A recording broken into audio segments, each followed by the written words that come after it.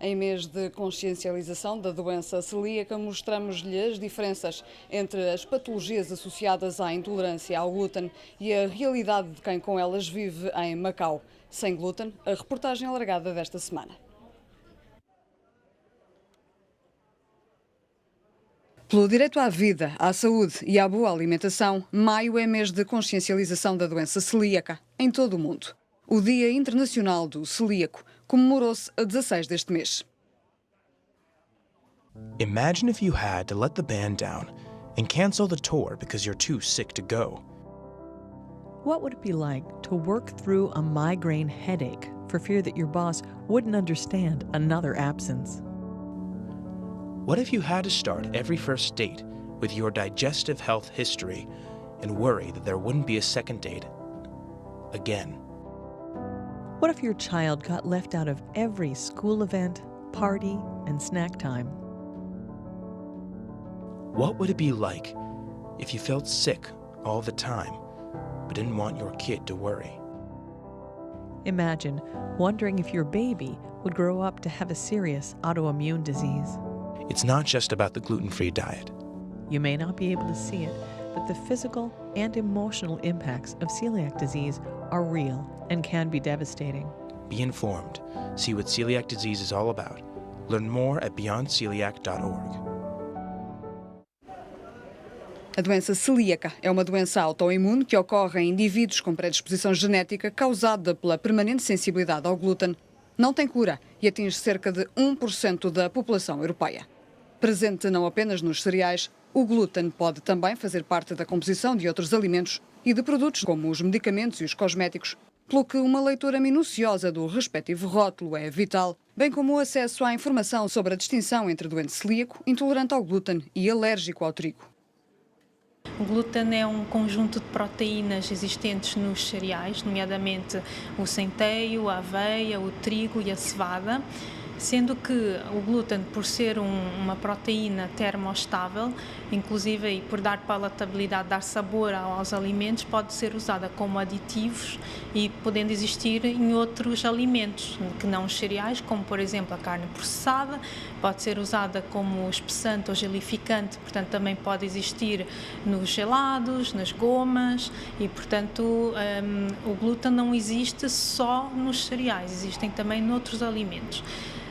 Em cosméticos e medicamentos, exatamente, certo? Exatamente, até em cosméticos há shampoos e há condicionadores que possuem glúten e cremes. Dentro das patologias do glúten associadas ao glúten temos a doença celíaca, a mais conhecida, temos a alergia ao trigo e a intolerância ao glúten, sendo que a doença celíaca, o que é comum aqui a doença celíaca, a intolerância ao glúten, são os sintomas gastrointestinais, com cólicas, abdominais, com diarreia, sendo que na doença celíaca vai existindo mesmo uma patologia, uma doença a nível intestinal que pode levar a síndromes de má absorção, a carências de vitaminas e nutritivas, porque há uma diminuição dessa absorção a nível intestinal. E essa carência é só específica do doente celíaco, não do intolerante? Não do intolerante. O intolerante ao glúten não apresenta carências nutritivas, porque não há nenhuma má absorção, nem há nenhuma destruição da mucosa intestinal, como acontece com a doença celíaca. Em relação à intolerância ao glúten, de facto, as pessoas têm cólicas abdominais, podem ter diarreia ou, inclusive, obstipação. Aliás, até durante muito tempo, foi confundida com o síndrome de cólon irritável. Não causa déficits nutritivos e o tratamento passa mais não há nenhum teste diagnóstico específico para intolerância ao glúten, o tratamento passa mesmo por evitar uma dieta com glúten durante pelo menos 6 semanas, que é para tentar se perceber se há uma melhoria ou não nos sintomas.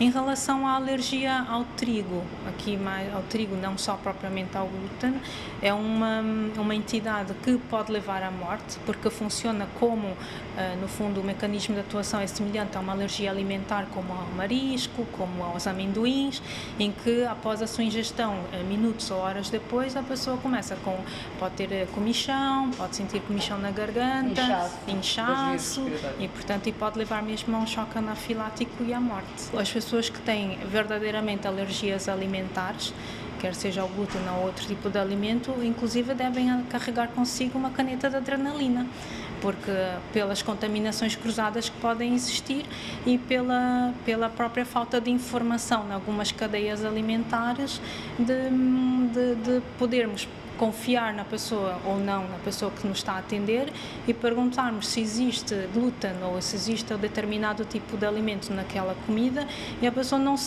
primeiro não saber o que é o glúten ou do que estamos a falar e dizer-nos que não tem, e a pessoa poder ingerir e ter uma anafilaxia. Em Macau nós sabemos que a comida chinesa implica uma grande variedade de molhos, inclusive o próprio molho de soja tem glúten, portanto penso que é possível uma pessoa que tenha doença celíaca ou problemas com glúten pode ir almoçar ou jantar fora, mas tem que levar tem que estar preparado e estar mentalizado para levar a sua marmita consigo. Não deixa de poder socializar, não deixa de poder conviver e não deve ser encarado como um estigma. O diagnóstico é realizado através de testes serológicos e genéticos e por uma biópsia intestinal. A intolerância e a alergia são mais frequentemente identificadas antes dos 3 anos de idade, quando a criança apresenta reações adversas ao ingerir pão, bolachas e massas. Para fazer certas receitas são precisos imensos produtos que cá nós não conseguimos arranjar. E isto em termos de orçamentos familiares, isto é um rombo nas contas porque é uma alimentação muito mais cara? É. Posso lhe dizer que todos os meses eu gastava perto de 5.000 Hong Kong dólares só para comprar a parte dos secos, se assim posso dizer, para o meu filho. Fora as viagens a Hong Kong. Como é que se convence uma criança de que não pode participar da maioria das festas? Bem, isso foi um dos grandes problemas, uns meus medos. Eu não queria que ele fosse retirado da sociedade e excluído, porque eles depois acabam por ser um bocadinho. Eu tive a sorte de falar com as professoras na parte da escola, expliquei-lhes a situação. Foram impecáveis, sempre que havia uma festa de aniversário, eles tinham o bolo, a criança levava o bolo dela e eu fazia um em casa, grande, na mesma, o meu filho comia e as outras crianças acabavam por comer também. E gostam? Gostam. Isto é assim, as crianças acho que elas são as mais honestas, não é? E posso dizer que fiz várias receitas em que o meu filho dizia: mãe, não gosto. E toca a fazer a receita de novo e procurar outras receitas. E fazia. Eu levei quase levei mesmo um mês para conseguir fazer um bolo decente para o meu filho. Porque fazer o bolo sem esses ingredientes é muito difícil. Depois é arranjar os substitutos, fazer muita pesquisa e pedir ajuda. Qual é o feedback? Qual é a reação das pessoas quando sabe que uma criança ou um jovem adulto tem um problema destes? Encaram bem ou acham que é mais um problema inventado? Algumas acabam por encarar, as que estão mais informadas, outras não. Outras acham que é mais uma mania, porque infelizmente as pessoas pensam muito que vou deixar de comer glúten e então agora já não vou engordar e vou ficar bem. Não. Porque está na moda também. Está na moda. É um erro. Mas a intolerância ao glúten pode também surgir na fase adulta. Foi diagnosticada em Hong Kong, porque eu estava sempre com a barriga inchada ou não conseguia ir à casa bem, então estava sempre com diarreias e tinha sempre dores abdominais e eu não estava a entender porquê. Sintomas que persistiam Estava há meses, sempre, por exemplo? Há anos. E estava sempre a cada vez a piorar. E cheguei a vomitar também. E esses sintomas eram acompanhados de debilitação física? Tinha falta de força? Ficavas cansada, era horrível. E depois fui a Hong Kong, fui fazer a análise ao sangue, uma batelada de check-ups e descobriu-se que... E foi diagnosticada à primeira ou demorou ainda algum tempo? Não, apanharam logo. E também fiz uma data de testes de alergias também.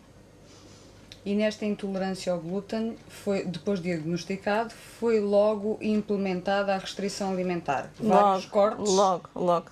Tudo que eu tivesse tido alergia, cortava todas essas Portanto, essas e ao alergias. glúten e à lactose?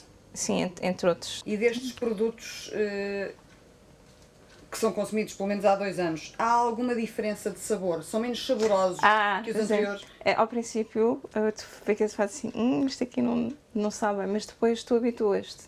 Ao princípio é muito difícil. É tudo uma questão de hábito. É tudo uma questão de hábito. Por exemplo, a Isabel, ainda quando começou a comer, ela disse assim, mãe, isto aqui não sabe nada bem. E sim, claro, porque não tens o glúten que dá aquele gosto, não é? Mas mais saudável, menos sabor tem. Pode-se estabelecer essa relação, não? Sim, mas sabes, olha, eu faço panquecas sem glúten e nós fazemos posso ganhar, eu arranjo o coconut powder que está aqui. É este. Estás a ver? Está aqui o coconut powder vegan. E eu faço-lhe panquecas de chocolate, com molho de chocolate. E é fantástico, porque é o nosso pequeno almoço. Então pões o cacau powder, pões o coconut sugar, porque ali só pode comer. Misturas no coisa das panquecas, só juntas água. E o coisa das panquecas está... Espera aí, onde é que estão as panquecas? Está aqui. Está aqui. Olha, a bebê já acordou. E entretanto, misturas isto tudo, juntas o cocoa powder lá dentro e depois cozinhas só ali com olive oil. Um bocadinho. E depois juntas um bocado de almond milk, chocolate, açúcar outra vez e faz um molho de chocolate e faz assim. E é ótimo. Na Ásia não é elevada a prevalência genética das patologias associadas à intolerância ao glúten, mas ainda assim, em Macau nasceu em 2013 uma associação para dar resposta às necessidades daqueles que têm de viver condicionados. A associação tem a sua função primária, foi abrir, foi criar o grupo, tentámos encontrar pessoas que estivessem de alguma forma relacionadas com as questões alimentares, com as questões psicológicas, com tratamentos holísticos, portanto, outro tipo de aproximação a este tipo de problemas alimentares e à vida saudável. No meu caso, tenho muitos desafios, portanto, não só a nível familiar, por causa da alimentação dos meus filhos, o dia-a-dia deles, são crianças que realmente ainda requerem bastante tempo, mas... Por serem os dois doentes celíacos. Exatamente. Por serem doentes com uma intolerância ao glúten, por terem problemas que implicam eu estar sempre em volta das vidas deles e depois acaba por implicar também termos essa dificuldade. Mas o objetivo foi abri-la e quando lançarmos os projetos também não ser só abrir, fazer por fazer, conseguirmos fazer e montar alguma coisa que tenha uma certa viabilidade aqui em Macau. Está na calha, por exemplo, um site com informações detalhadas, com apoio para quem, por exemplo, chega a Macau e tenha necessidade de encontrar os produtos? Sem dúvida, isso está sem dúvida na calha. Eu acho que por causa da experiência de vida que tenho tido, nomeadamente relativamente às intolerâncias e às alergias e às dificuldades de encontrar os alimentos, eu tenho sido um bocadinho o site da associação. Ou seja, o meu contacto... A linha de apoio. Completamente. A linha de contacto para as pessoas a nível de e-mails, geralmente há quem conheça o meu nome e que passe quando chega alguém com alguma dificuldade em descobrir este tipo de coisas e geralmente eu acabo por ser um bocadinho a linha de apoio, mas sim, gostaríamos de montar algo que pudesse ter mais alguma consistência. A Associação Portuguesa de Celíacos tem uma informação considerável online. Costumam recorrer ao site ou não? A Associação Portuguesa de Celíacos é fundamental. Aliás, foi uma das primeiras coisas que eu fiz quando descobri que o meu filho, foi pelo meu filho primeiro que foi diagnosticado, eu automaticamente, de Macau, inscrevi-me na Associação Portuguesa de Celíacos e eles têm sido incansáveis. Portanto, eu recebo correspondência mensalmente, eu recebo a revista, recebo a newsletter, recebo todos os e-mails, sou informada exatamente da mesma forma como em Portugal. E tenho o cartão, que me dá imenso jeito quando vou de férias, quando quero comprar os produtos, eu tenho sempre o desconto que dão aos celíacos em Portugal. E isso para mim foi um apoio fundamental, que aqui ainda não se oferece, que eventualmente a associação poderá oferecê-lo, mas que em Portugal, sem dúvida alguma, que é uma associação, seja para portugueses que vivem lá ou fora, tem sido extraordinária. Se pudesse pedir para Macau, o que pediria? Uma grande superfície comercial com uma vasta oferta? Eu pediria, obviamente, que tivesse mais apoios do governo, por exemplo, um subsídio? É assim, seria extremamente vantajoso, como é evidente, mas eu compreendo que os subsídios hoje em dia também tenham que ser endereçados para as maiores necessidades em Macau. A doença celíaca é uma doença autoimune, mas há uma prevalência muito maior de outro tipo de doenças autoimunes em Macau. E, portanto, torna-se difícil compreender até que ponto que um subsídio... seria viável. Exatamente, a dimensão de um subsídio seria realmente viável. Daí que, se for a nível informativo, se der apoio a nível de diagnóstico, em casos que sejam considerados necessários, obviamente, pelos médicos, esse é que devia de ser o apoio principal. Vários estudos recentes apontam para a mesma conclusão. O glúten é benéfico e não deve ser totalmente retirado da alimentação diária por pessoas que a ele não sejam intolerantes.